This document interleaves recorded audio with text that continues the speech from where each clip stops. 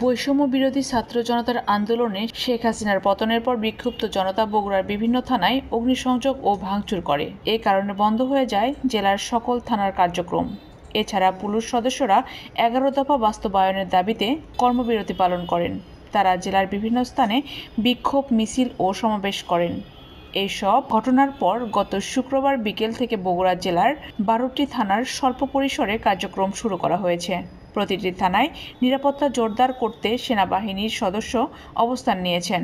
এখনও থানা পুলিশ সড়কে টহল দেওয়া থেকে বিরত রয়েছেন।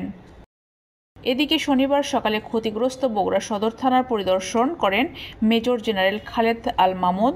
এ সময় উপস্থিত ছিলেন জেলা প্রশাসক Mohammad Saiful Islam, Bogura police super Zakir Hasan, Ansar VDP জেলা কমান্ড্যান্ট শেখ ফিরোজ আহমেদ প্রমুখ।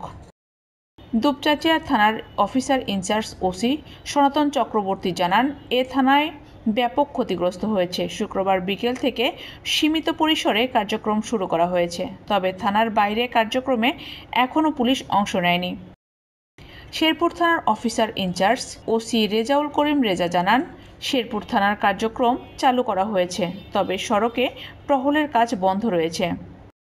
বগুড়া সদর উপজেলার দায়িত্ব থাকা সেনা কর্মকর্তা জানান, বগুড়া জেলার প্রত্যেক থানায় নিরাপত্তা জোরদার করতে সেনা সদস্যরা অবস্থান নিয়েছেন।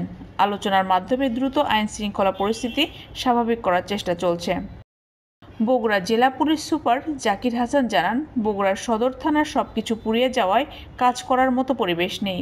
সে কারণে সদর থানার কার্যক্রম ডিবি কার্যালয়ে করা হচ্ছে। এছাড়া জেলার অন্যান্য থানায় স্বল্প পরিসরে কার্যক্রম শুরু করা হয়েছে। জেলার 12টি থানার নিরাপত্তায় সেনাবাহিনীর সদস্যরা অবস্থান নিয়েছেন।